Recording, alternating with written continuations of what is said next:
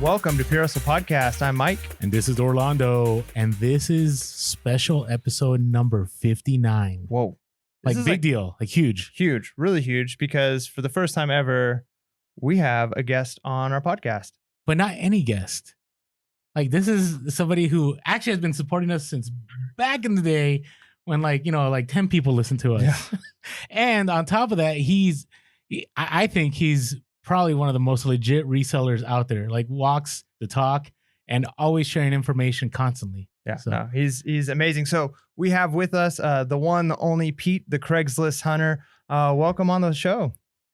Thank you, guys. Thank you. That was an amazing introduction. Like all true.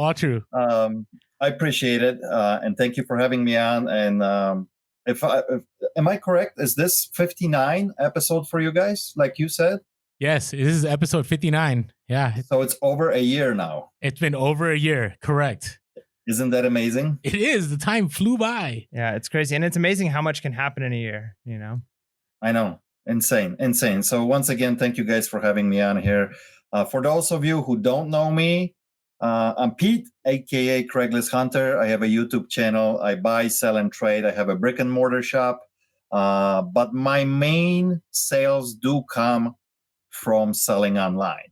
Obviously, I do have a brick and mortar for a reason because I can buy stuff that way. But I would say 70 to 80% stuff that I actually sell are sales created online, and about 20-30% in my shop. So that's a little backup history, what I do and how I do it. So yeah, that's pretty awesome. I was actually going to ask you about that because, being the dreamer that I am, there's been several times that I've thought like, man, that'd be so cool to have a brick and mortar store and do that. And now you say that most of your sales are coming from eBay. So do you feel like the brick and mortar is kind of not for everyone? Like that's very specific, or do you feel like as a reseller that it's a huge tool for you?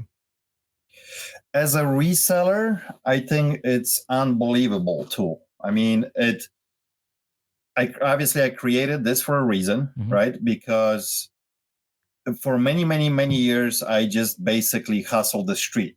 Okay.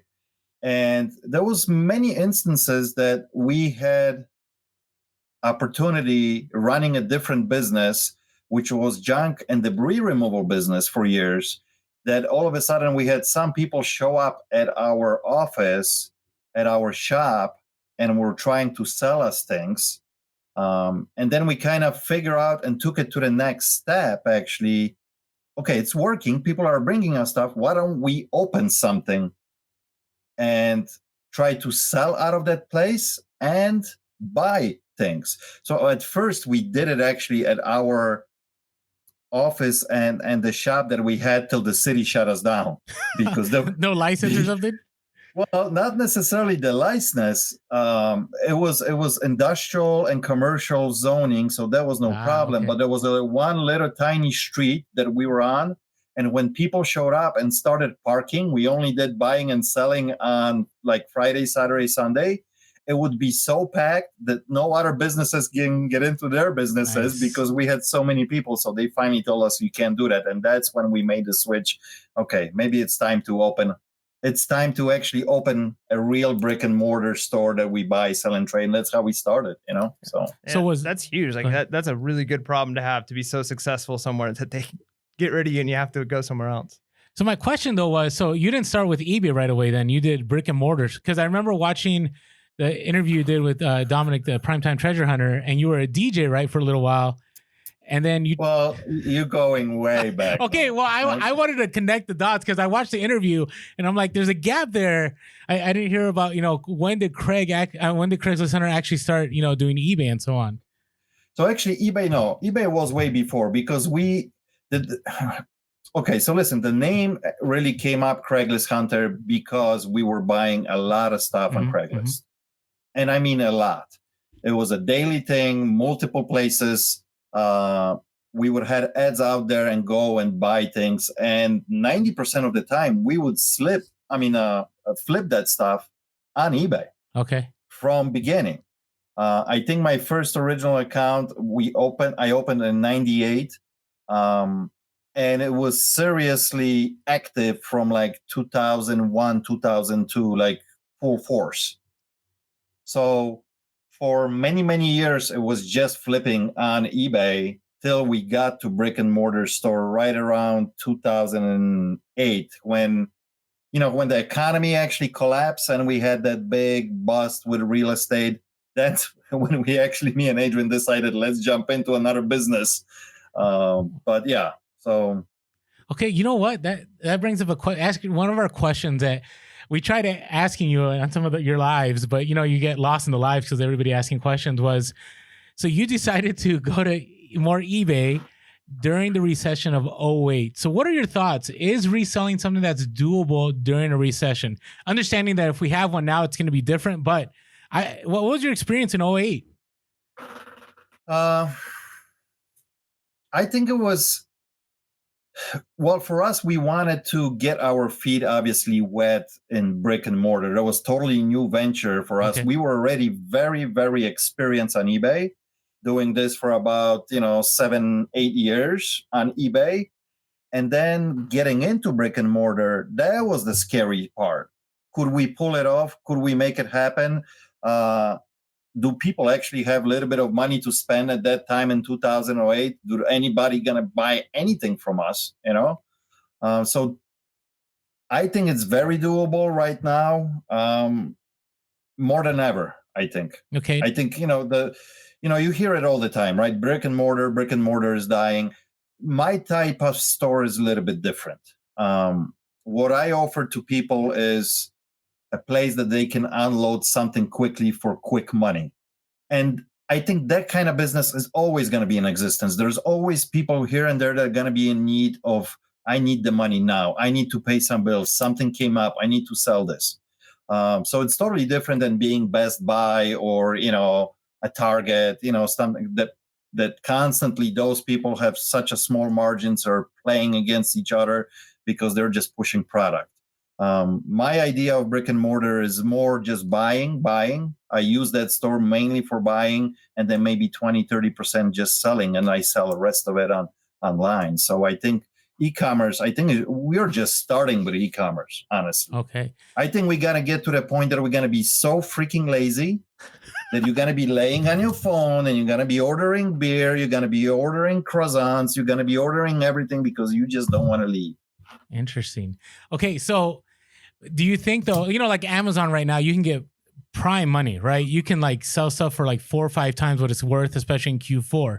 But in '08, I don't see that happening. So was it just secondary stuff that was selling well for you back in '08? If you remember? I will say that things that were selling good were like real necessities. Okay. Things that people really need. Okay. They wouldn't, blew, let's say, $700 on a vintage accordion from 1956 because they just wanted to be. No. Things like that were very stagnant and it was hard to move. But, these little toys, TVs, tools, a contractor needed a new drill because he needs to keep working because the other one broke and I gave him a deal. Things like that were still selling good, So until this day, that's kind of my main and bread and butter, selling, things that people need on a daily basis. Yeah, all the vintage stuff, nice and dandy, but it's a very overall slow market, especially I think millennials don't care too much yet about stuff like that. It's actually guys in my age probably, or girls, they're, in their 40s or 50s that have a little bit of money that they can spend on a little toys that they wanted back in the day. And now they got the means to buy it and go out and buy it and they have fun with it, So that's awesome. So with Craigslist doing the ads, because that's kind of like you said, one of the ways you got started. Were you just browsing other people's ads and trying to find stuff that people were selling? Were you putting out your own ads, offering to buy things? Like, what was your main method? And do you still do that, or is the brick and mortar kind of now the only? Well, you guys probably know I mentioned that already a few times that actually Craigslist, at least in this area here in Chicagoland area, it died big time. Now it's still not dead, but it's dying off. And as everybody knows, there was always so many scammers, so many people doing goofy stuff on Craigslist that that at this point, I'm not doing any advertisement on Craigslist. I even pulled off anything that I sell off Craigslist when we used to have a ton of stuff online, meaning locally. I would always have, I'm not kidding you, 400 to 500 listings locally on Craigslist for people to buy from us. Now we have none. Wow. Now it's all let go, offer up, Mhm. and Facebook Marketplace. So And you're still having good luck with those, though. Those are still working out. that's always working. That's bringing the traffic to the store. We're constantly selling. Now, going back to your question, did I mainly browse stuff? I'm getting a little feedback echo. Are you guys hearing that? Or are you good? No, I think it's good. Yeah, I think I'm not hearing it. I heard it for a second. When I used to post ads on Craigslist, well, let me back it up. Mainly, first we would browse different sections, looking for different stuff, and send people offers, right? But the reply from the people was so long. Sometimes somebody would answer a day later, 2 days later, 3 days later, and we were like tired of it because you would actually forget what did you offer because we would send like nonstop offers for different products. So we figured, okay, let's not do that. Let's post like simple one sentence. I'm looking for vintage electronics. What do you got? I pay cash on a spot. I'm looking for vintage knives. Pay cash on a spot.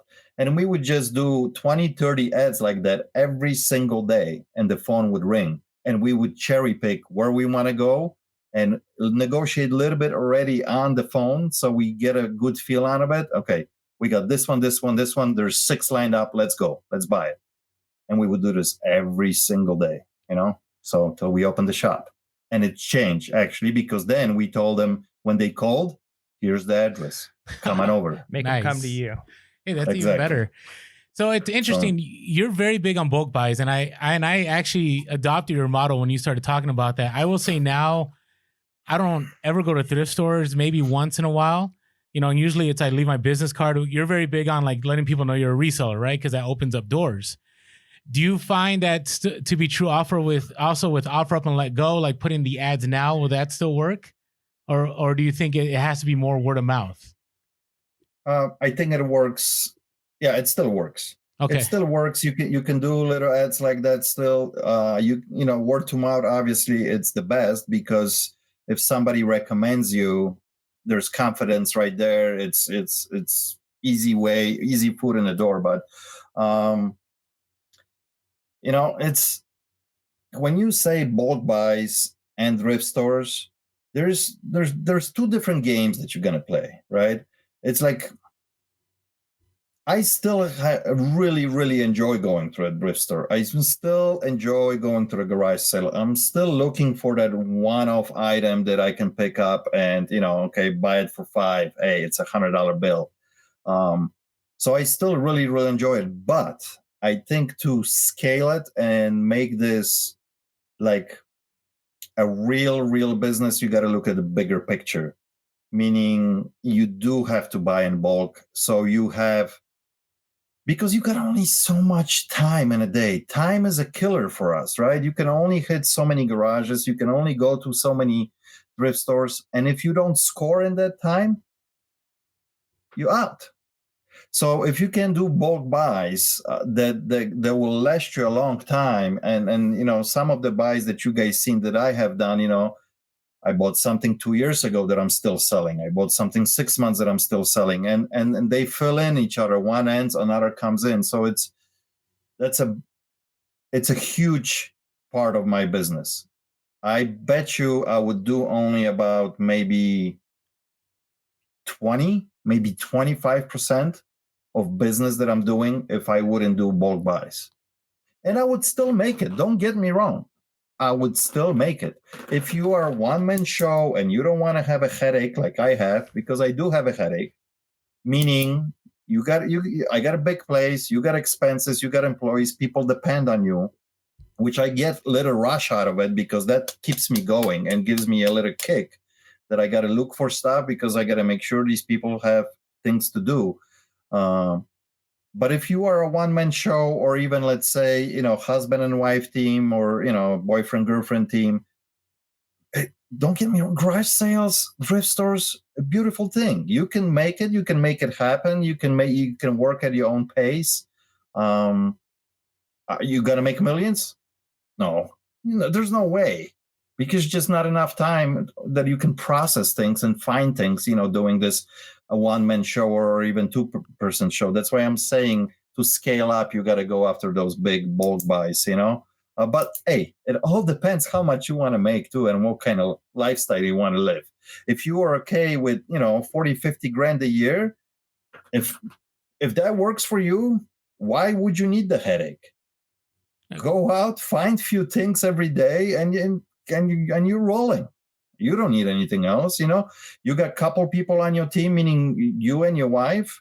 You can definitely do 100 grand if you put your both minds to it and you create your own little system. You can make it happen. Now the question is, are you living, in Midwest like I am, or are you living in New York, or like, for example, you guys in California, when 50 grand maybe doesn't go as far as it goes right here in Midwest. So it all depends how you want to play this game, but hey, you can always get up and move. Yeah. Right? Oh, that's so no, true. and that's the thing we've discussed. I mean, San Diego, we both live in condos. Yeah. And I will say 50K doesn't make it. But part of it, what you talk about, is reselling as a lifestyle, and you address this like many videos. So, why do you say it's a lifestyle? Is it because of that you're constantly having to check your phone? Is it because you got to make different choices about how you spend your money? What is it that makes it a lifestyle? No, I look a little bit differently as far as the lifestyle. Okay. Because this is my life. This is what I really, really enjoy doing it. And when I get up in the morning, I'm pumped, meaning this is what I'm going to go see today. This is what I'm going to sell today. This is what I'm potentially going to make a big deal on. It gives me that drive. I never get up in the morning and I go, another 8 hours of this, so that's what I'm calling a lifestyle. Now, if tomorrow I decide that I want to go fishing, I'm going fishing tomorrow. That's the lifestyle that I chose, that I have the ability to do that. Now, it might be a little bit harder when you're running an operation like I am running right now, but I do have a business partner that if something comes up, I do have that ability and things in place that I can take off and not worry about it. So that's the lifestyle I'm talking about. I'm not talking really about how much money I'm making or anything like that. It's just I really enjoy what I do, and I feel like I can do this forever. And I maybe this year I'm putting 60 hours a week. Next year maybe I'm going to do only 25 hours a week. But the following year I'm going to kick it up a notch again, and I'm going to, this is the lifestyle I'm talking about. So. No, that's awesome. Now, clearly you're all in. Like you're hustling, you're working really hard. You're doing tons of stuff with the brick and mortar, selling on eBay. Have you always been like that? Like, is that like just who you are? Like what, I know you've got like an amazing story, but like, what is it that has made you so focused on working as hard as you do, being your own boss, being so successful? I think it's just in my blood, in my DNA. As long as I can remember, it's always been a hustle. Now remember, guys, most people always talk about and see actually out there the success stories. Would you believe if I tell you that this is my 17th business? Wow, did not know 17. That's awesome. Ooh. Okay. 13 of them completely failed. Completely. Like, I was so down that I had to get a 9-to-5 job again, work for a couple of years to come back alive again and start all over again. I mean, so yeah, I'm surprised my wife is still with me because what she went through from the last 30 years, I've been nuts, nonstop hustle and doing things and trying things. And, like I said, 13 out of the 17 business completely flopped it that I lost. And actually with few of them, with two of them, I lost so bad that I thought I was never going to recover.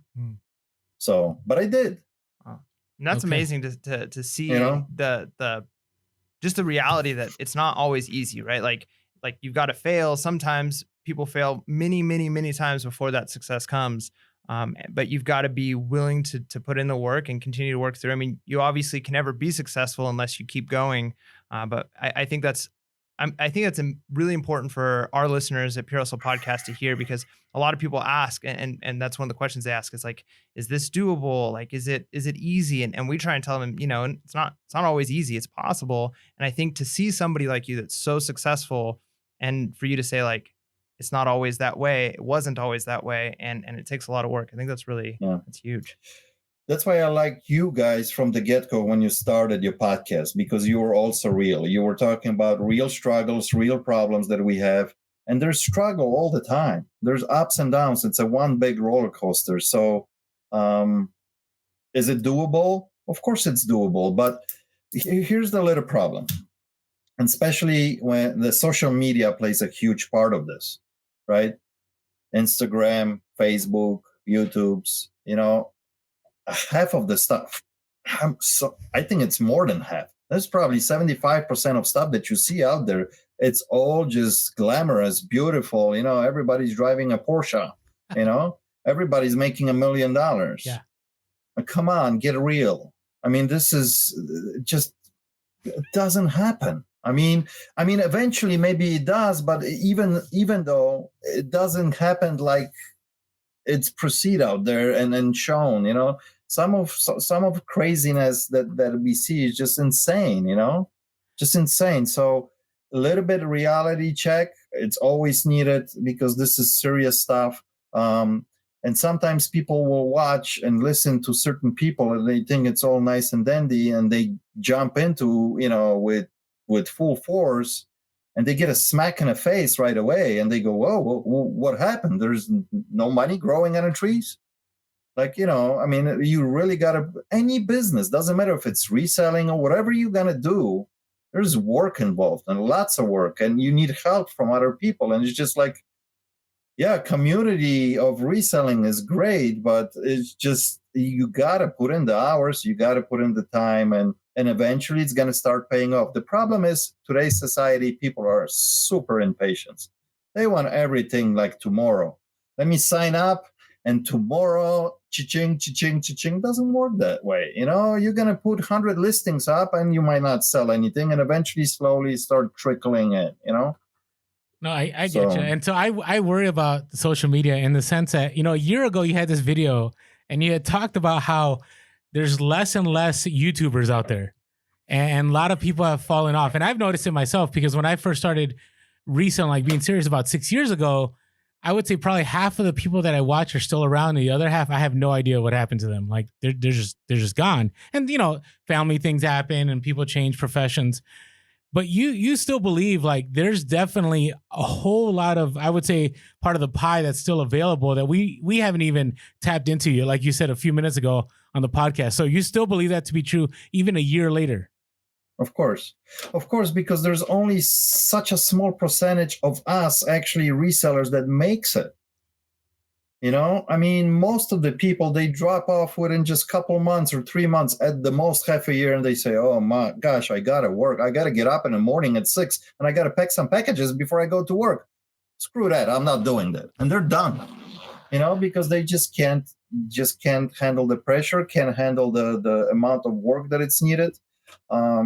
So I think there's ton of room. There's ton of room for new resellers. And remember, things are always, there's always going to be antique, vintage, retro. There's so much stuff out there. There's always market for somebody. And there's, you don't have to know everything, but learn 5, 6, 7, 8, up to 10 good niches, and you are golden. And learn one every half a year. Don't learn everything in 30 days because you just bought a course for $375. It's just impossible. Even if you do, don't get me wrong, schooling is good because it helps you, it progresses you, it makes you learn things, but it's impossible to learn this business overnight. It takes time.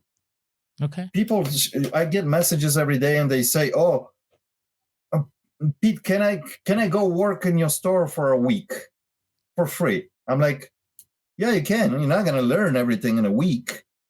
You know, you're not even going to learn basics. It takes. Look at me. I mean, everybody thinks that I started business 7 months ago or something. I don't know. I mean, that's what people think. This is 25 years in the making. You know what I mean? So it takes time, and eventually, every year you get better and better and better and better, and then after a while, you finally realize this is what I'm going after. This is what I'm buying.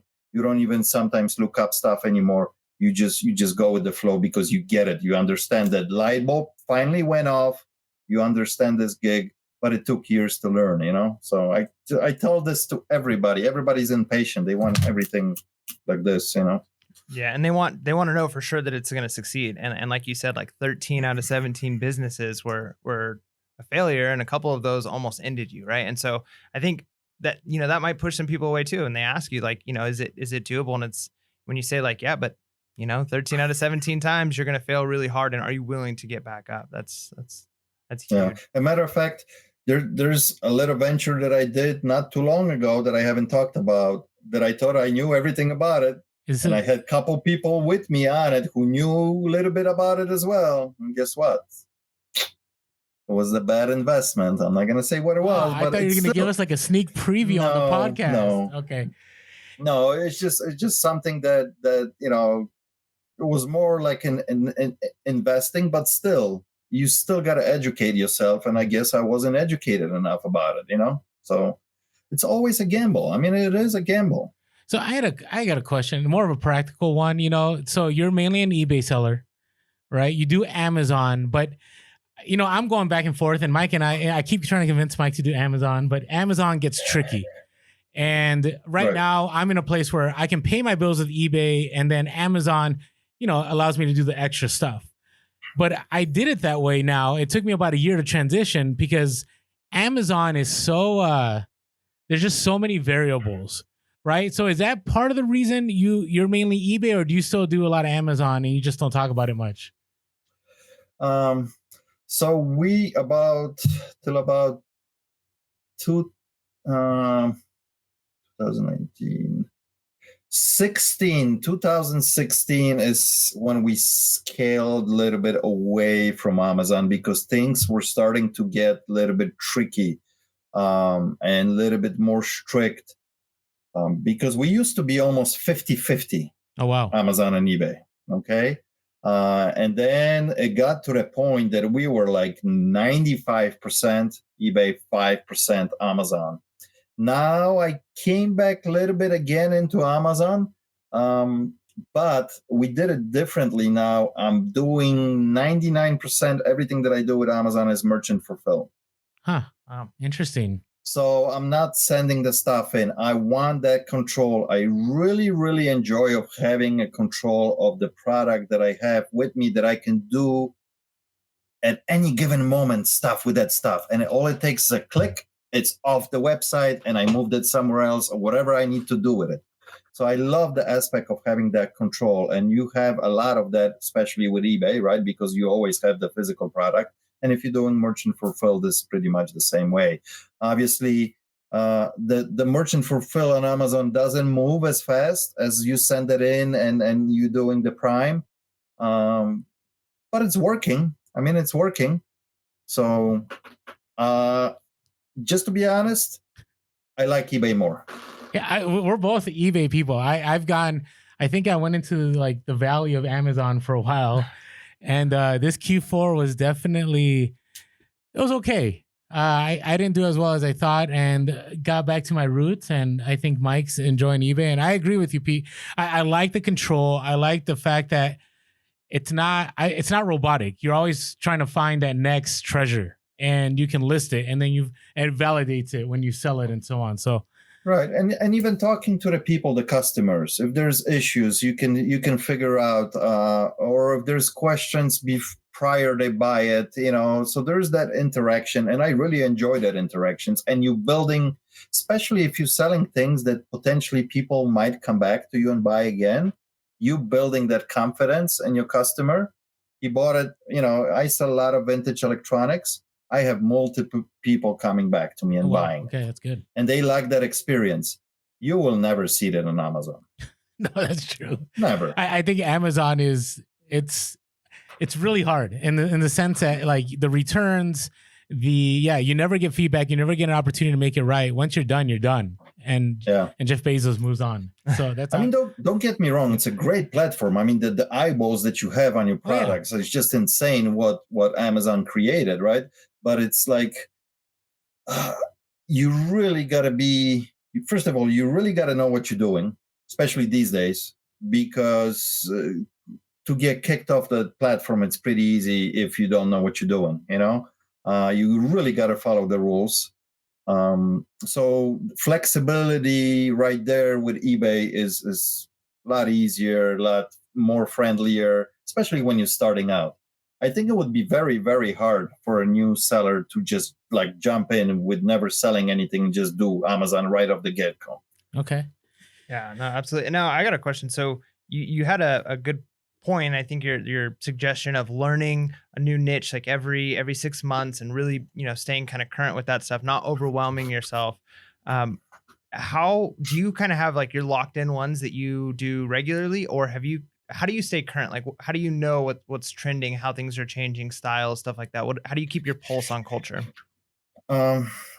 That's a hard question to answer, man, because there's so much stuff out there, and to stay on top of things, it's very hard. Now, obviously, it does help when you look at the niche and you're trying to learn about it, but it gives you a satisfaction that actually this is something that I might like myself, because that will help you get into that niche even deeper. If it's something that you're just gonna go, it's hot, people are selling that, but you absolutely hate it, you're probably gonna make a ton of mistakes no matter what, because you just know few things about it, just enough to maybe be slightly dangerous. I know this by myself. I know a lot of stuff just to be dangerous, but sometimes it is dangerous for me, because I'll buy things and I'll be like, I don't know enough about this. Now I don't know what to do with this, or how do I test this? Or, so be really careful. That's why I say don't learn things like within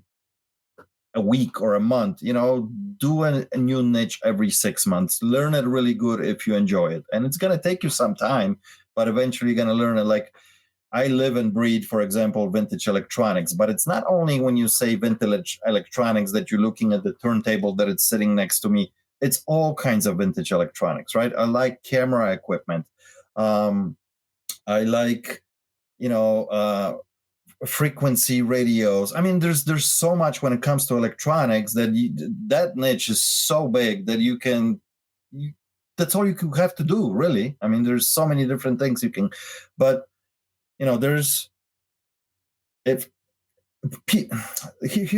the major problem, I think. When we talk about niches, I think I can tell you that I probably don't know more than really good about 6-7 niches that I know like well enough that I never have to pull out my phone. I see it, I know, buy it. This is going to make me money. This is a good price. Everything else, I know enough that I still got to take this little baby out and double check it before, I spend, a couple $100. So educate yourself enough, but if you need help, it's always in your pocket, right? I mean, and that's a lot of times people are scared if they go on a garage sale or somewhere, they don't want to pull out the phone. Why not? You're the customer. You're the guy who's paying it. What, they're going to tell you, get out of here and don't buy my, spend a couple minutes or even walk away a few steps, check it, double check it if you're not sure. You're never going to be perfect.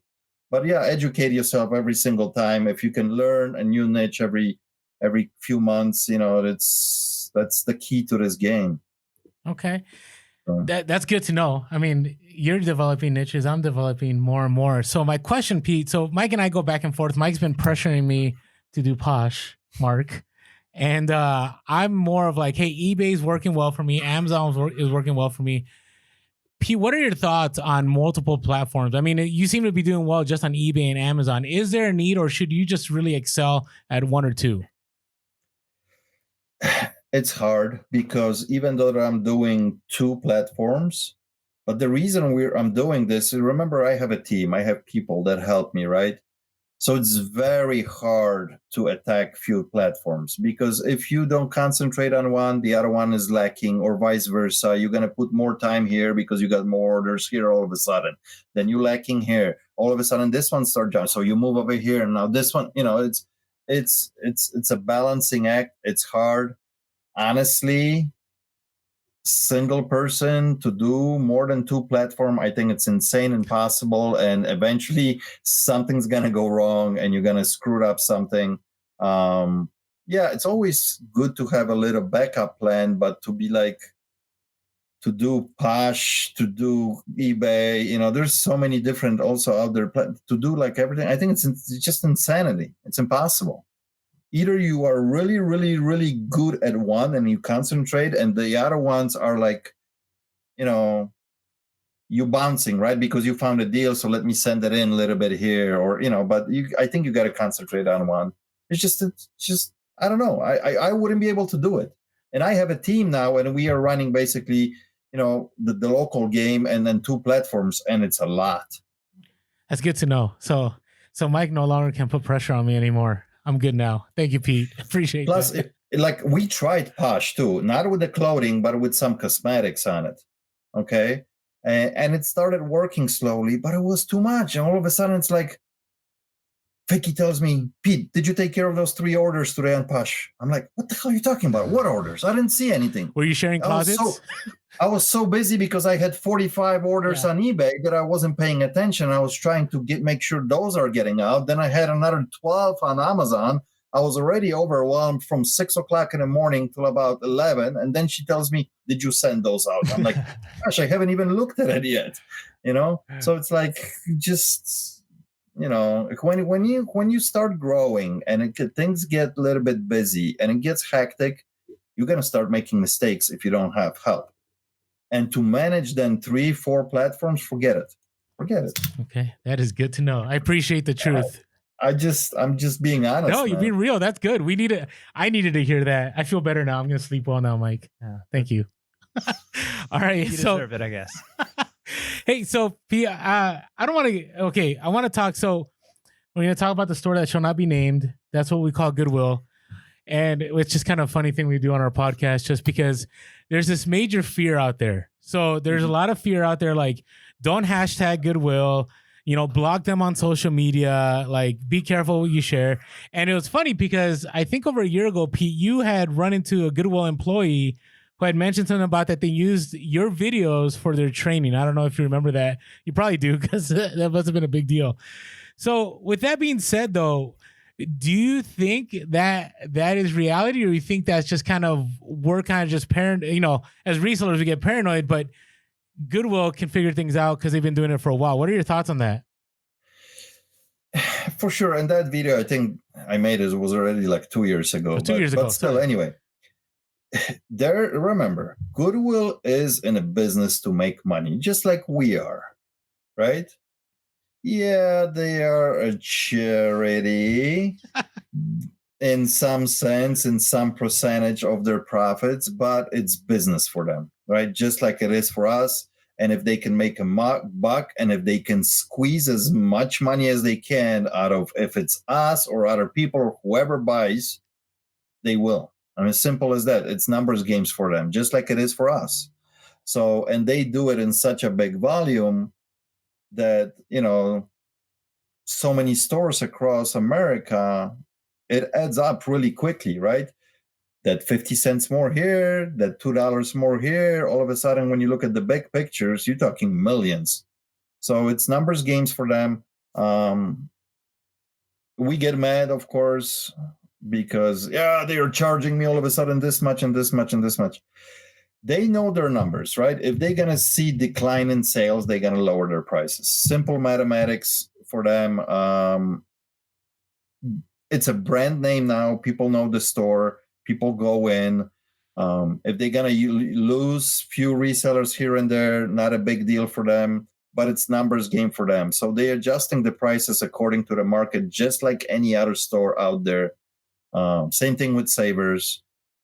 maybe a little bit different with mom and pop stores, smaller ones, but the big giants corporations, I honestly, I don't think they care about us resellers overall. I don't think it's just a numbers game. Yes, they want to educate their people, right? Far as like, okay, this might be trending. Look at this. Okay, we can get more money because it's all money for them. So it's in their best interest to train their people, their managers, to put the right tags on certain stuff. But still, stuff falls through the crack all the time. I find stuff all the time. So Yeah, I've been out to the Goodwills by where you're located, and the prices are high, like San Diego. It's kind of interesting because it seems like it's a nationwide trend. But Pete, you would still say, and you've said this already in the podcast, that thrift stores still have their weak spots, and ultimately, it's a knowledge game, right? You always talk about it's a knowledge game. Like you just have to know more, right? Not just on your phone, but you just have to know more before you enter the store. Exactly. And ability also to spot the certain stuff as you're walking through the store, right? You all of us, at least me, I have like 4 or 5 areas in a store that I hit like right away, and I scan it really quick, and I know if I should spend more time in it here because they got some new merchandise or not. But ability that you can relatively, because you can spend 6 hours in a thrift store going through every freaking rack and every shelf and looking at stuff. No, the ability for us as resellers to know enough that if you scan something and all of a sudden you go, oh, I see it, you stop and you go and you look at it and you figure out if it's worth it or not, and then you move on and you do the same thing again. I think that's the key of doing thrift stores. That's the key of doing garage sales. Same thing with flea markets. It's just the trained eye that we train ourselves what to look for, the niches that I was talking about that you learn, that you go after, and it's a game, man. No, that I get. Yeah, for sure. All right, so eBay Open's coming up, and eBay Open, I've never been. We're planning on going this year, so I'm excited about it. Just because eBay is kind of a it's huge for me. Like it's done so much for me in this last year. But you've been reselling for a long time. You're really familiar with reselling. What are some things that you feel like eBay could like work on to improve? Like what are the areas that if you could change eBay, if you could talk directly to the CEO, talk to Devin. Yeah. How do we fix this or do this differently? Like what would you say? Number one thing that I would talk to them to change is nothing about really how they use their platform for us to resell, how we put things on, how customers buy it. None of this. I think they got it overall pretty good. Everything works pretty good. I have one major complaint about eBay, and they are a technology company. They say that they are a technology company. In 2019, they don't get this.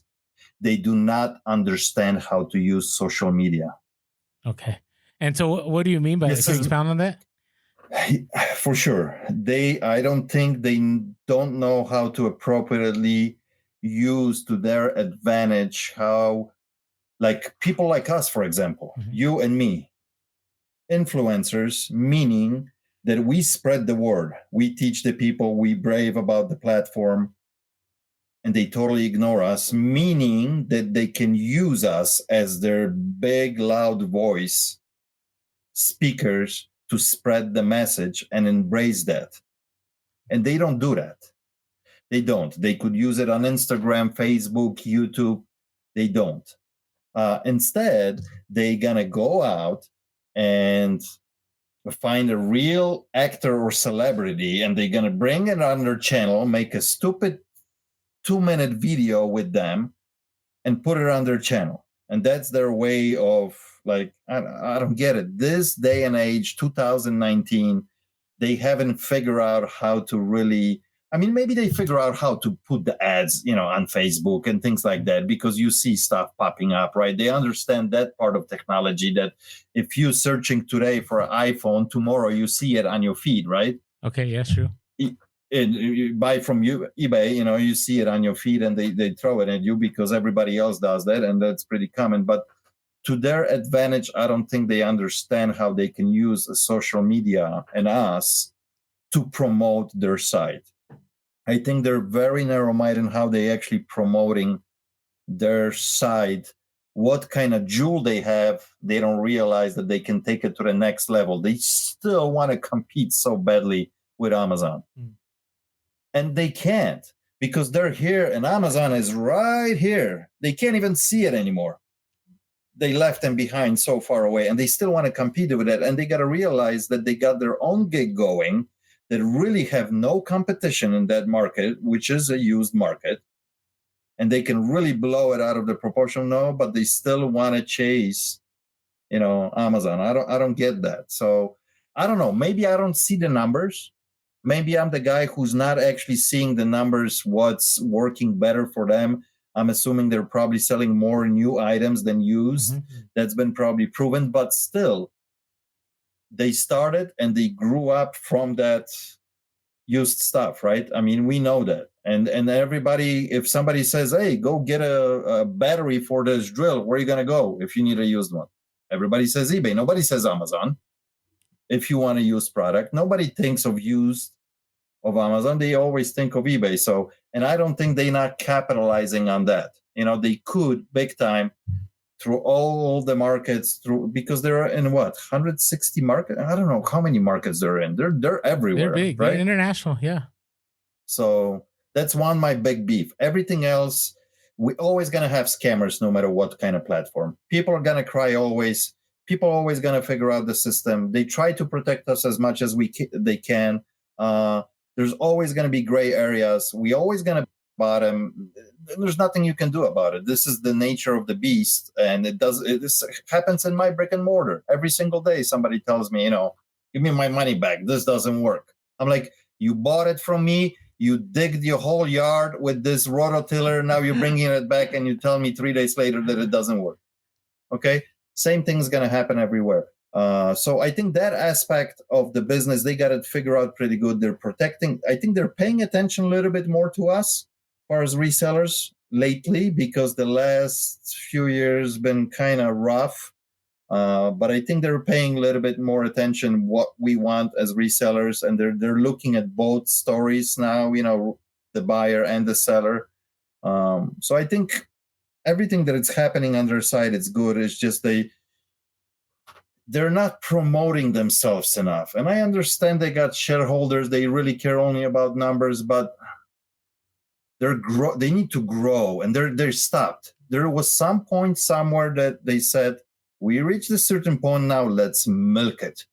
Let's milk it. Let's not promote it anymore. We are good. We have so many visits every day. We are top of the world. Only another bigger company, which is Amazon, blah, blah, blah. And look at Amazon. They're constantly investing in themselves. They're constantly growing. What is eBay doing? Tell me one good thing that they did within the last 5 years that they're growing. One thing. What is it? Are you asking rhetorically, or do you want an answer? I want to answer. I would say the send offer. I mean, I'm talking about functionality. As far as promotion, I will say that is, yeah. I mean, that's something, that definitely, there's a lot of work to be done. But I don't know. It's kind of interesting, Pete, because I will say until this last year, it seems that eBay kind of was the same. I mean, remember we went through that terrible phase where they had a defect rate? I don't know if you remember that, like 3 or 4 years ago. That was a mess. That was just a bad PR move. And I think this last year with the send offer and hopefully soon this managed payments thing, and eBay global shipping, I think those have been changers. But yeah, there's still room. I think there's still room. And again, we don't work for eBay, so that's where we're at. But like I said, I'm saying that there's good things happening on the side itself. Yeah, right? That's and what I mean. Did small improvements here and there, and they're working. But overall, as eBay, I don't think they're doing enough to promote themselves that they actually exist. Yeah. You know what I mean? No. Ask any 20-year-old right now, did they bought and sold anything on eBay? What they're gonna tell you? They're gonna go, what? Yeah. eBay? Yeah, no, you're absolutely right. I mean, I've talked about that before. That's such a strange thing, and you nailed it, I think, right on the head. Is like Amazon and eBay are two separate things, and yet in a lot of ways it does seem like eBay is trying to be Amazon, but they're playing different games and embracing that they're different. would actually be a strength for them, would actually help them to reach the market that they're unique in. Yeah. And I think the eBay, the reason that they're still kind of moving along is because it's still part of our culture. You know, like you watch a movie and somebody says, "Where'd you get that?" And the actor will go, "Oh, I got this on eBay," right? Or you'll watch a show and they're like, "Hey, I need to find this." But I agree. Like social media is a whole different world. Like being on the TV and the movies is totally different. So totally hear what you're saying, Pete. And you know what worries me too? That one day, and it's gonna be too late, and they're gonna realize that they should have done more, because one day another player is gonna come along, and all of a sudden there'll be no eBay, because somebody's gonna come in and play so hard that they won't know what happened. Just like Sears, just like Kmart, just like any of the big players that were out there, they were doing their business every day. 160 million people visit my site, and then tomorrow there's 6 million, because somebody came along and slapped them in the face because they were not doing things that they were supposed to do. And that's what's going to happen to eBay. Okay. I hope you're listening, eBay. Oh no. Oh, they will. We'll see. No. I know they will. So, anyways, we'll share some more after. But hey, so my question is though. So on the site, you think the site's still good? You think the free returns? You think the send offer? Have you been? I know I want to get down to the nitty gritty a little bit.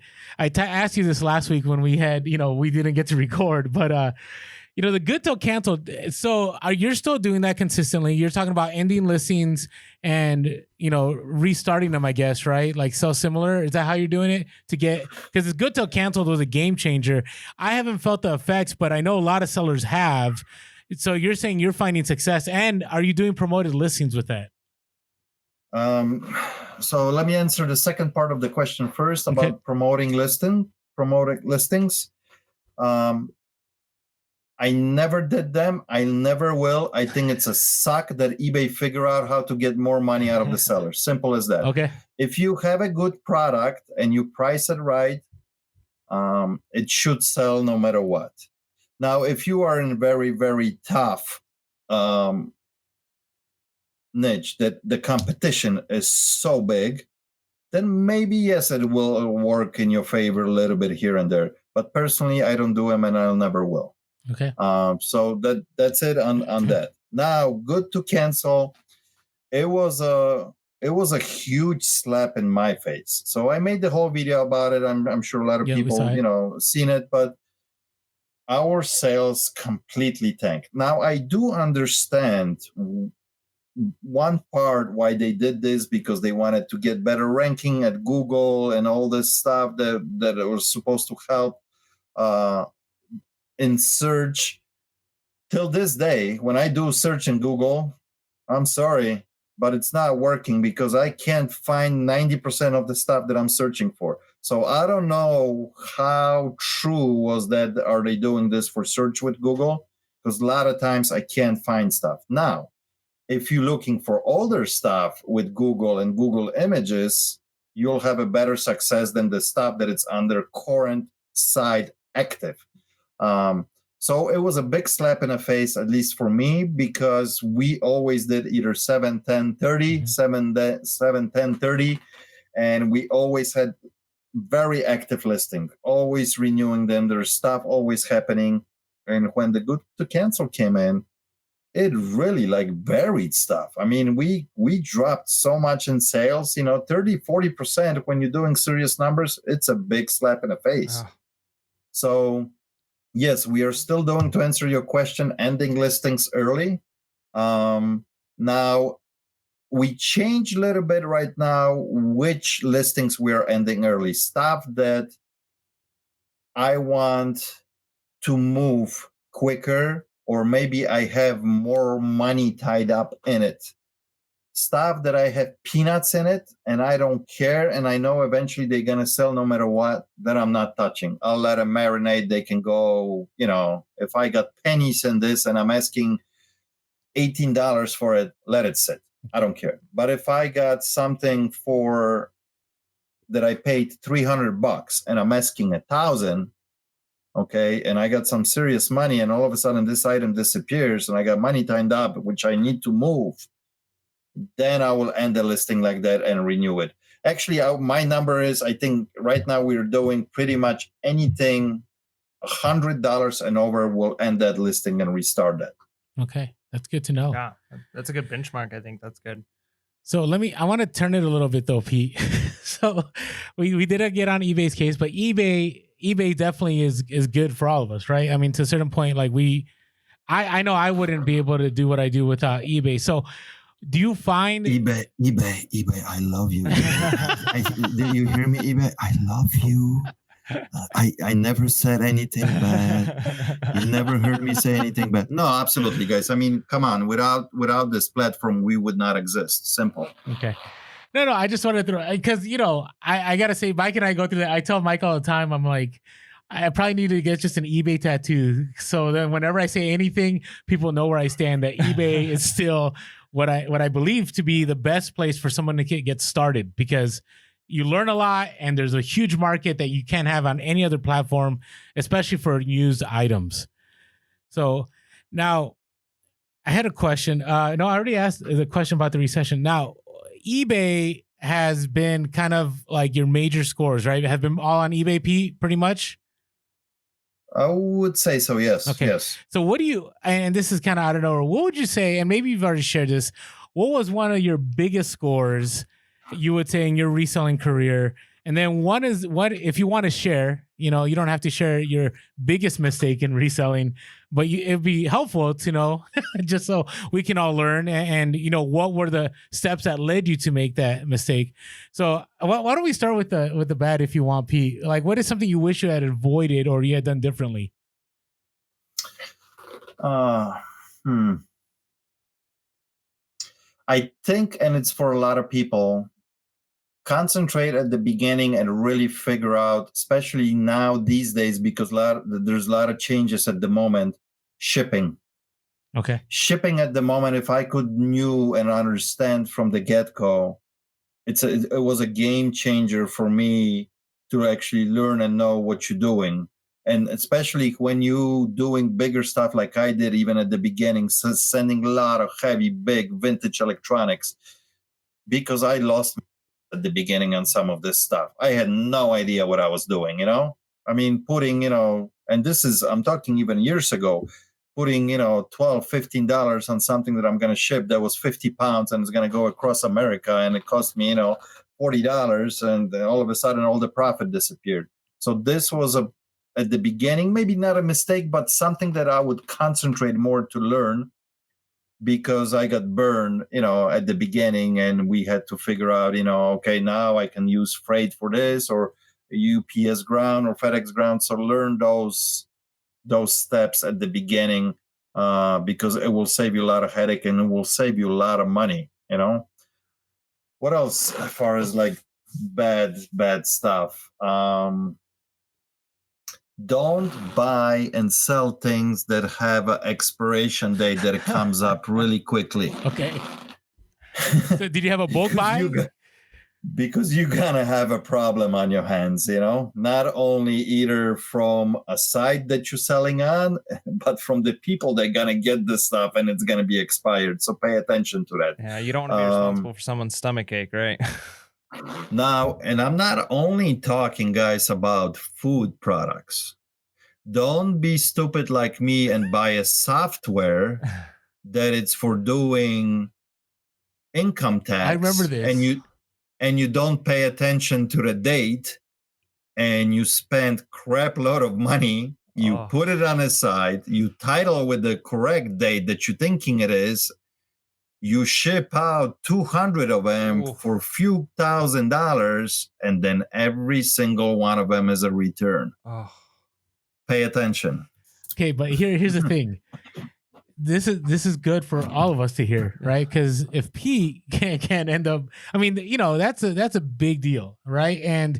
But you recovered, right? You still were able to resolve it. So I know you shared this, it was in a video, because I remember watching this video, but real quick, how did you resolve that issue? Because that looks like monumental. Like, how do you fix that? Well, the only reason I lost a few $1,000s because I gave everybody a freaking refund. Okay. That was, to save, so I don't get million bad feedbacks and, very unhappy people.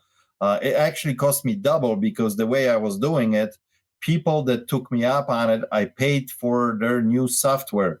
Oh, wow. So I gave him a refund and I said, listen, buy a new software and I'll pay for it. This was exactly a few years back when we had all this craziness going on eBay. If you had too many bad feedbacks and too many cases, terrible. they would shut you down. So I was doing everything in my power to save my, and I did. But it cost a lot of money, but I did. So you always got to pay attention what you're buying, because it could cost you.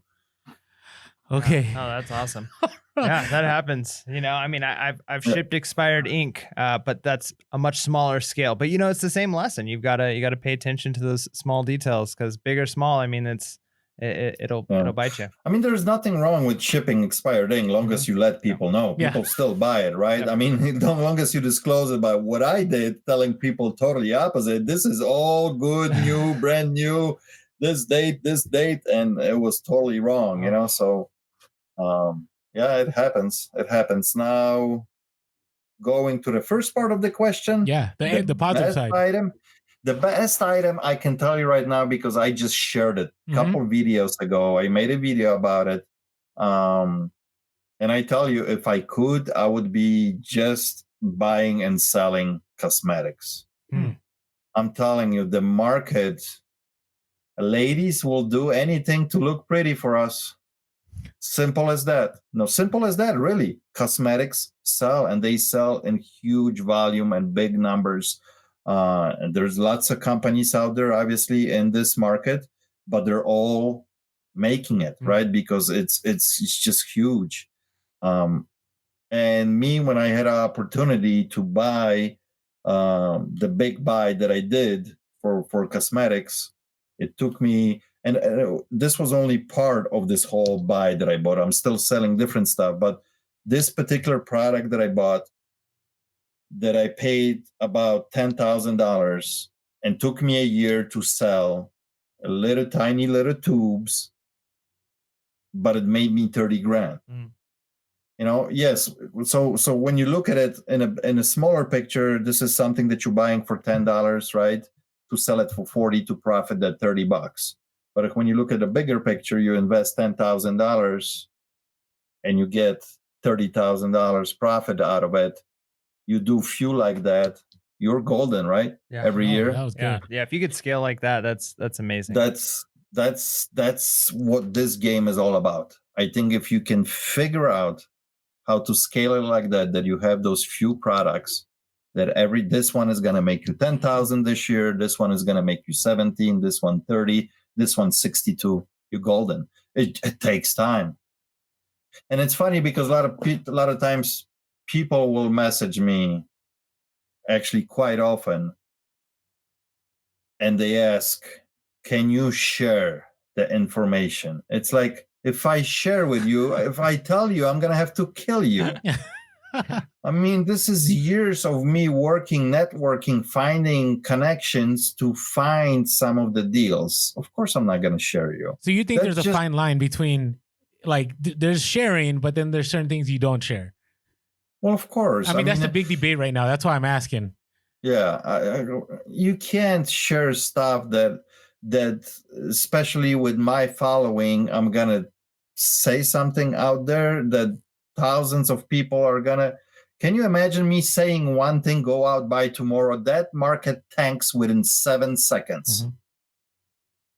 But I mean, I can talk about one-offs, go buy this vintage iPod because, you're going to make money on it. It's not like somebody's going to walk into Walmart and buy 100 of them because, you might find one every 72 garage sales, and so that's totally different. But like, talking about buying in bulk, talking about for retail arbitrage, absolutely. You can't, it's just, this is what we do, right? This is what pays bills. I can't, here's my source, right? It took me 6 years to find this guy. Yeah, go buy from him now.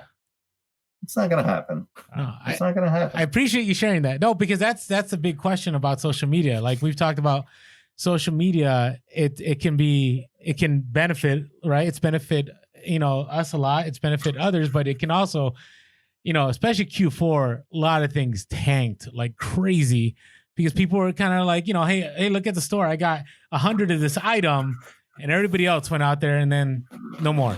Like, no more. But you also got to realize a lot of times the people that share some of the information too, they already made their money too. Nah, that's true. Most of the time. And they said then later on, oh, look at this, you can make so much money. And right now they just sold the last one on Amazon and there's hardly anything left, but still people are flocking and buying. And now the market is completely flooded and tanked. They already made their money. So there's a lot of people like that who just don't care after they made their money and they made everybody else completely, we don't want to get into this because I think that's it's such a rabbit hole that we can go into that it's bad in reselling, Okay. Yeah. All right, so I got a question for you. So originally I was just going to ask you like tips that you have for new resellers, but I think you've already given us so many tips for that. I want to think a little bit differently. So I teach high school English, and so I've got lots of high school students. And throughout the day or throughout the year, I try and give them little bits of life advice. And I can only imagine how amazing it would be to have somebody like you with the story that you have, everything you've been through, not just to give reselling advice, but like if you could give a young freshman in high school like life advice, they're at that point, that age where they're starting to figure out who they are. Like what would be the thing that you wish somebody told you when you were 14 or 15? Three things, I think. And I think number one would be patience. Because I think, and it's not even younger people, it's kind of across the board. People just are impatient. So if you can figure out that in a young age, okay, that would be great. Just be patient. Whatever you're starting, put your mind to it. Hard work will be next. Just like go at it. Really, do it. Don't give up right away. And then if you figure out, make sure you actually enjoy that, what you just did. Because if you don't, no matter how much money it brings you or whatever you're going to do, it's going to make you miserable eventually. I would rather, seriously, and I had to go out and get some corporate jobs out there too, and I had them for a little bit. And I tell you, man, it's not for me because it's just not my thing at all. But if I would have had to do this for 10, 15, 25 years or sit in some kind of cubicle or something, I would kill myself. So figure out what you really enjoy and stick with it and be patient. And I think eventually it's going to pay off. But you got to enjoy it because it's so much better, right? When you get up and you really enjoy what you're doing, it's not really work. And I know I sound like a broken wheel because it's been said so many times, but it's so true. It's so true. If you really, truly enjoy what you do and you are patient about it and you're hardworking at it, it's a breeze. So that's three things that I would say to somebody that it's, So for you, it could go either route. It could be an entrepreneur. It could be go to college. It could be work on Wall Street. All three apply to those. Like you're not adverse to people going to school or people trying to find a 9-to-5 if that's what makes them happy. Absolutely. I'm not against school in any way. Although, if you guys know, I'm a dropout. But both of my girls, I pushed them to school and both graduated, with big honors, One of them is a doctor, another one soon to maybe be a doctor as well. I pushed them really hard. So I'm not against that at all whatsoever. Whatever makes you happy, meaning like inside, deep inside. You want to be entrepreneur because you like hustle? Do it. You are creative. You want to be you want to build things or, be an engineer. Just whatever really, really honestly makes you happy and your life is going to be so much more appreciated and it's so much easier for you. You know how many people are struggle out there right now, even though they make good money, but they get up in the morning and they have to go and do the gig that they hate. They've been in it for 12 years, but they're so locked in it because they have a car payment, they have a mortgage, they have 3 kids, they got this and that, and it's just like they can't get out. They're locked in, so, and it's like, what do you do? So from the get-go, if you can figure that out, your life is going to be so much better, man. That's good wisdom. Appreciate that. So I had a question because, we've talked a lot about new sellers, but there's a lot of experienced sellers, Pete, right? And what is there any advice? And I know this is tough because everybody has like their different field and their different platform and they do things differently. What are some things you would say experienced sellers like that, people that you're friends with also that you would say, hey, this is something to keep doing, or this is something you should be doing, or is this something I learned over, the last few years as reselling has changed? But like, what do you mean to give him? So, there's different kinds. There's some resellers that are kind of like, hey, I've been doing the same thing. Everything's going wrong because, it's eBay's fault or it's Amazon's fault, whatever. Then there's other resellers that are adapting, right? They're figuring out how to do things. And then there's other resellers that are kind of like, I'm done with reselling. There's no more, like, it's all done. Everything's saturated. Everything's done. So if you're an experienced reseller, how do you keep yourself motivated? How do you keep yourself strong in the business and continue being successful? Got you. So if you are that reseller that everybody's against you, right? eBay's against me. This one is against me. It's not working out. You should have quit already 6 months ago. That's my advice. Like, it's not for you, really. You can't figure this out. But for us that have been doing this for a while, but you have the ups and downs, right? You gotta navigate, right? Because there will be times that you were good at something, and that particular product was selling extremely well for you 6 years ago, and then it took a dive, and now you used to sell 27 of them a day. Now you sell 4. And that 4 doesn't even break you even, and you're going, oh my God, is this even worth it? That's when you got to start figure out that trend, that you got to see and spot it as it's going down, what to do. Are you going to pull the plug? Are you going to get out? Are you going to do something else? Just to give you a good example, I don't know if you guys remember, this was a couple of years ago, I opened another store, right? I opened in a city in Chicago. Apparently, I thought it was a great location, which it wasn't. This store that I have right now, it's kicking ass. It's doing good. We're doing great things. I put an experienced person, one of my managers in that new store. Let's get it going. And guess what? Time goes by. We are 6 months into this, and the store is not making any money, and it's costing us money. Right now, this is now month 7 and number 8, and we are making decisions now. This is a numbers game. We think we know what we're doing, right? And it's not working out, and it's costing me and dragging my good business down now because, everything that we're making here, we're putting there to make it work. So you got to figure out, where is the moment that you're going to come up and just pull the plug and you're going to say, that's it. We got to change something either drastically or pull a plug and forget about it.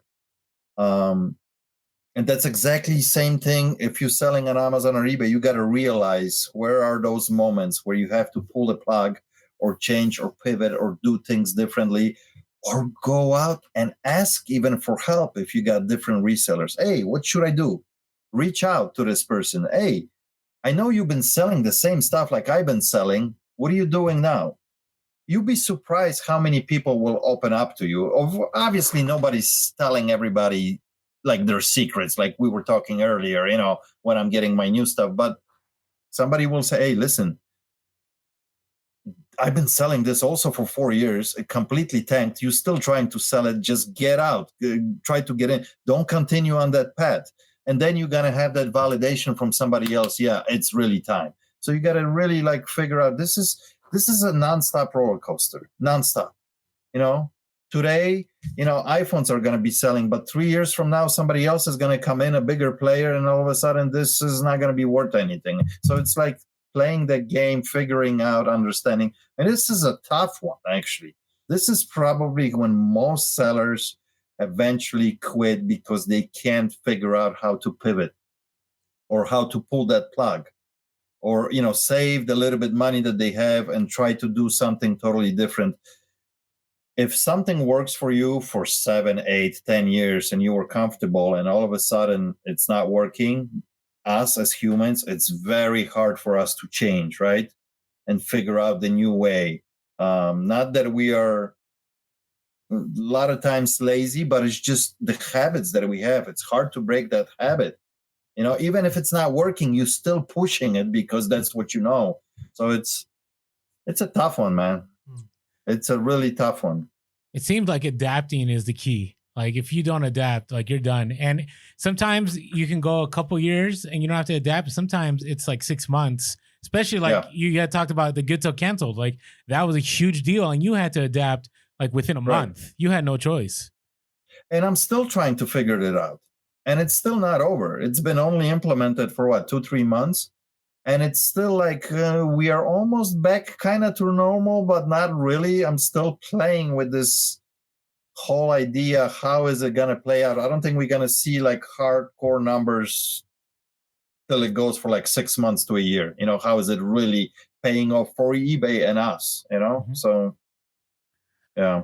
Wow. All right. Well, hey, so any last, minute things you want to share with us, like with it, or, just some last minute advice, Pete?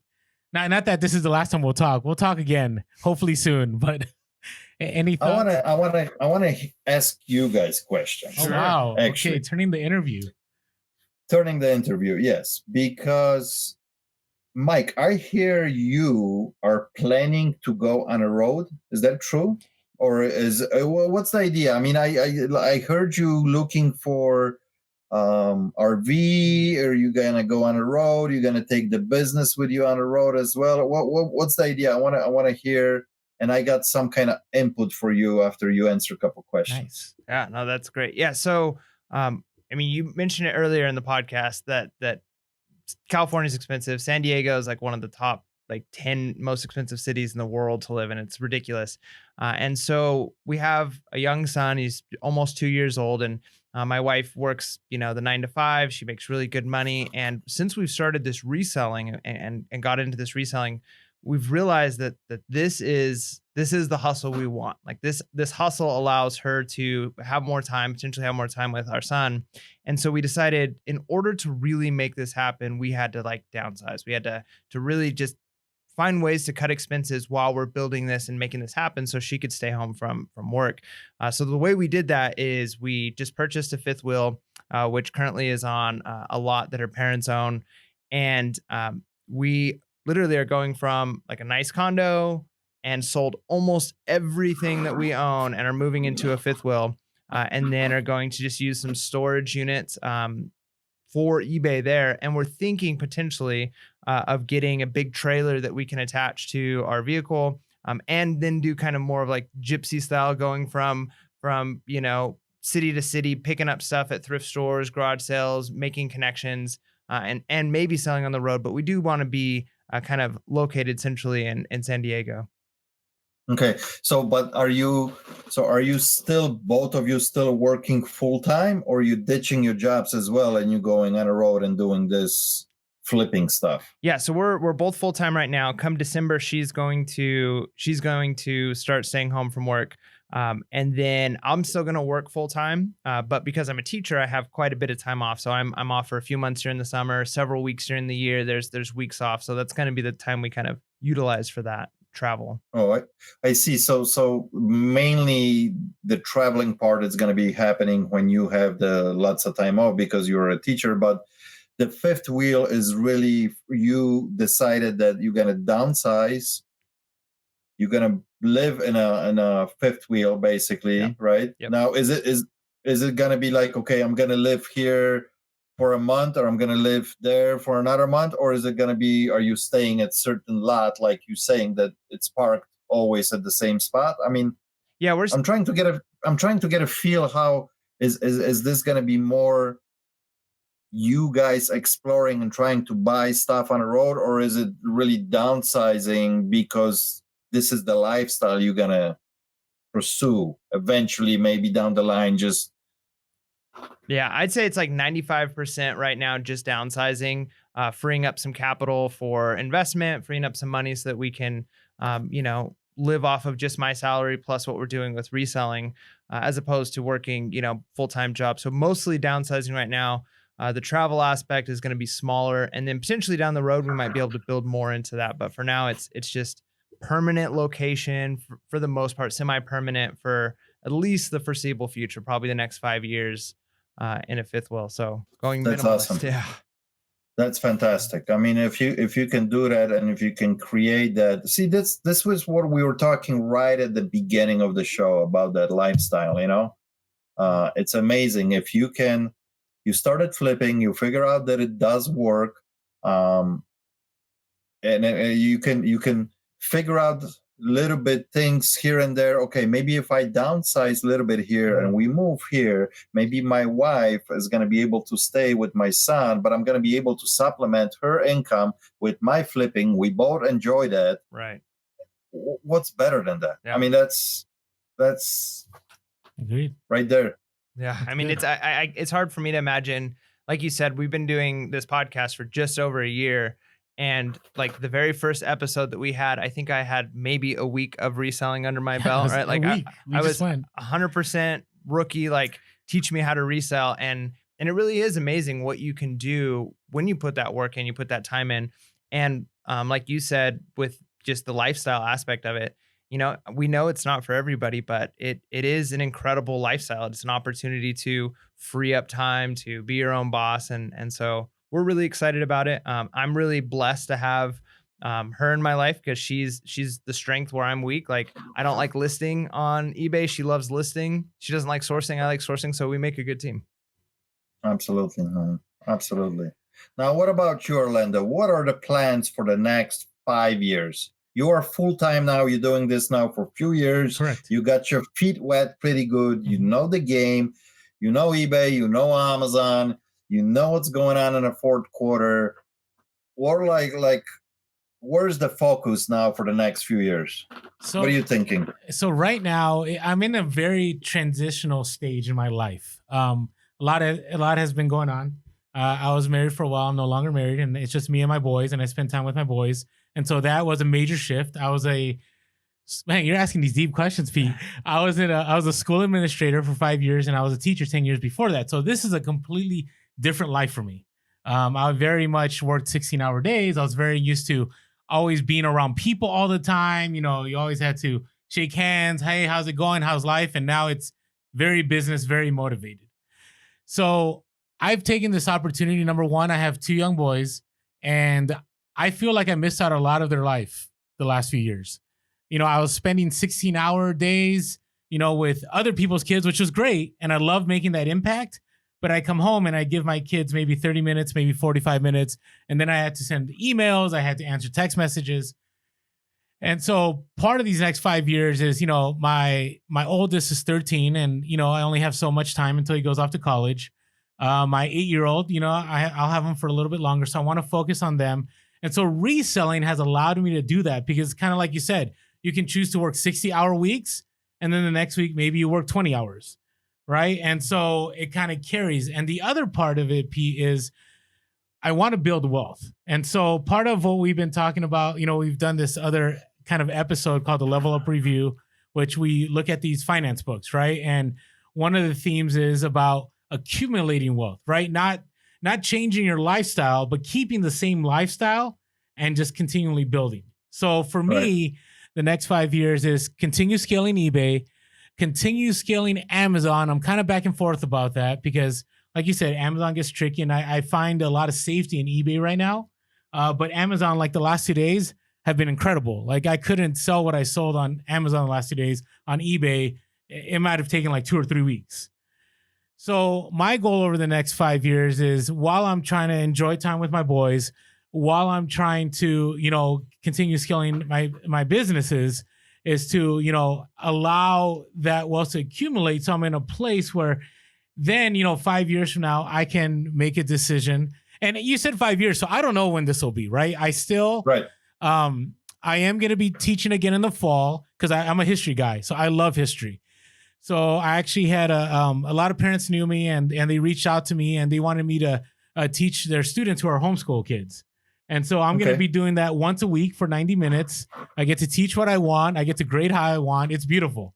It's and you know, I get paid to do that. So I'm going to be able to still enjoy what was my first passion, which was teaching history, you know, engaging students and making an impact. But I got to tell you, Pete, this reselling thing, we never talked about this, but you know, 6 years ago, I just started doing this as kind of a joke with a few friends.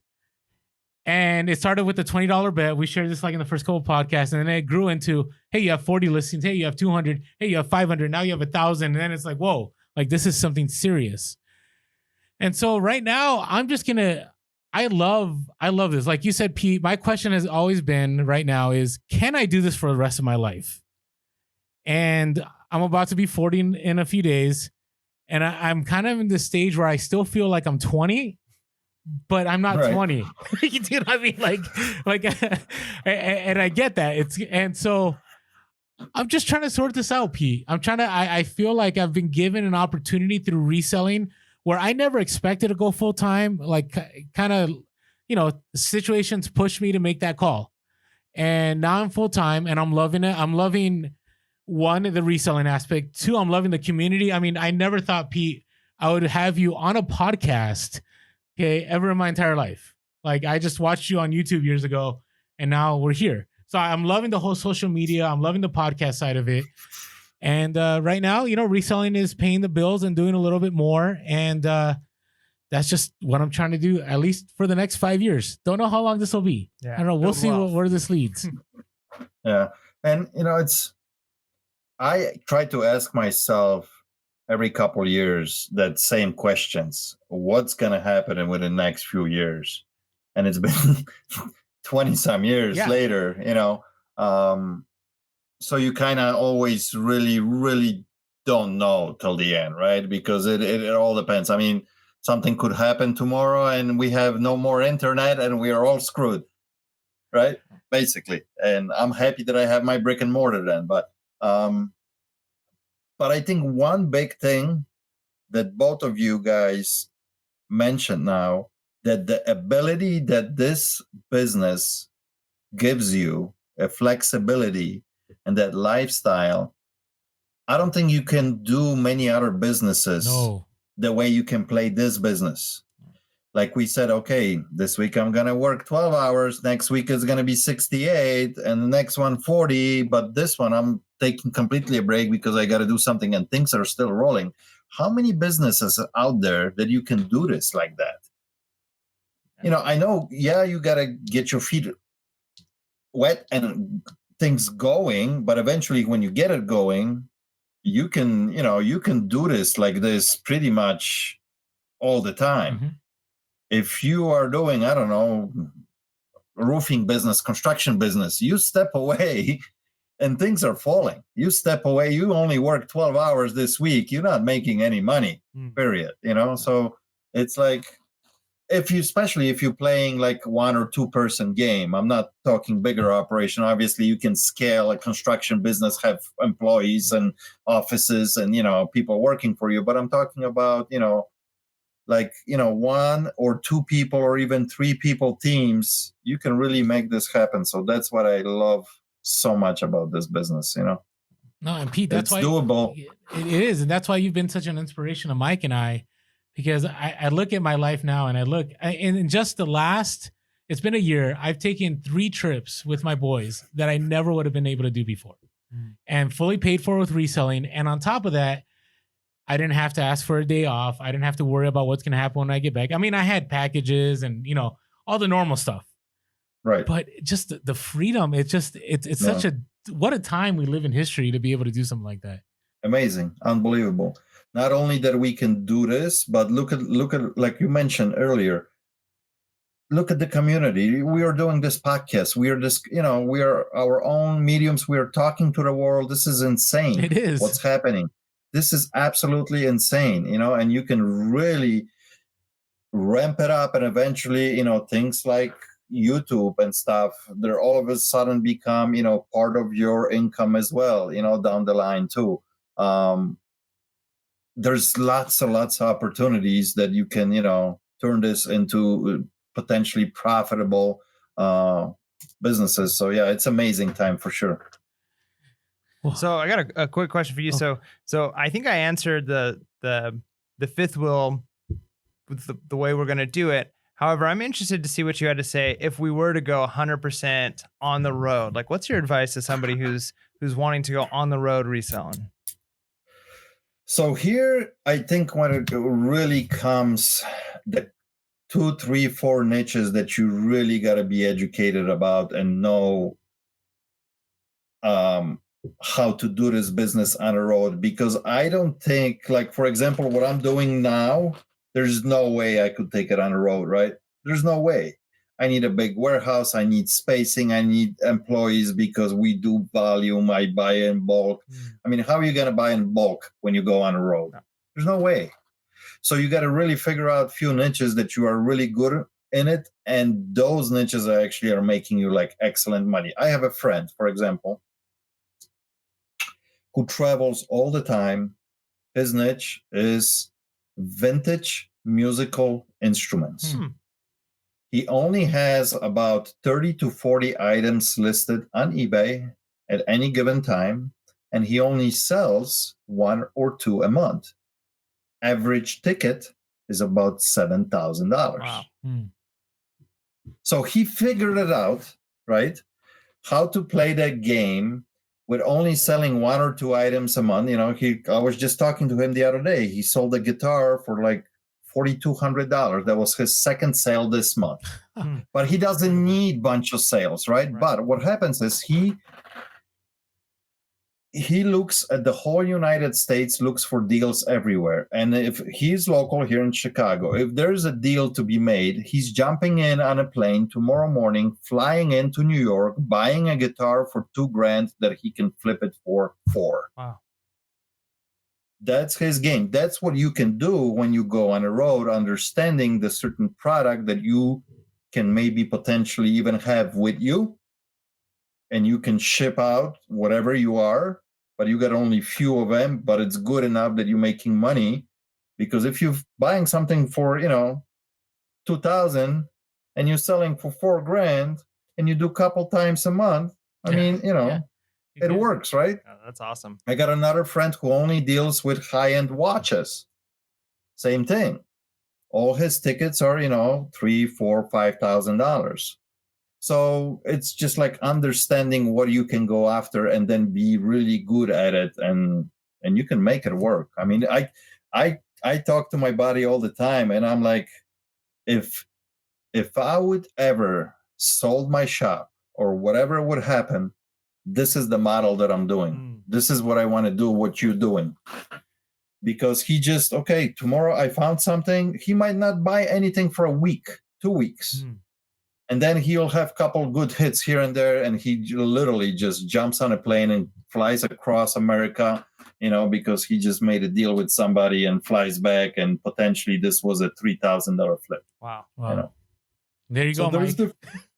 There you go. That's a good model. That's how you do I it. like that. Obviously, it requires a little bit of money, but eventually down the line, when you understand the game, you should have some money saved up to play that kind of game, Wow. So, all right. Well, Pete, I gotta say, thank you so much for taking the time to be on the podcast with us. We definitely want to have you back on, at another time. And I'm also looking forward to, I haven't seen you do the I forget what he called it, but when you would get together with Chad, the Golden Finger Picker, and Ronnie Hearts Pickers, is that coming back? I don't think so. Okay. All right. Sorry. I don't think not at least at the moment. Especially when we did our reseller rally in Chicago a couple of years back. I thought it was gonna happen the following year, and now this year, and just things didn't work out, mainly because of some health issues. Okay. Not with me, but with Chad. Chad, if you're listening, you can do this. He knows what I'm talking about.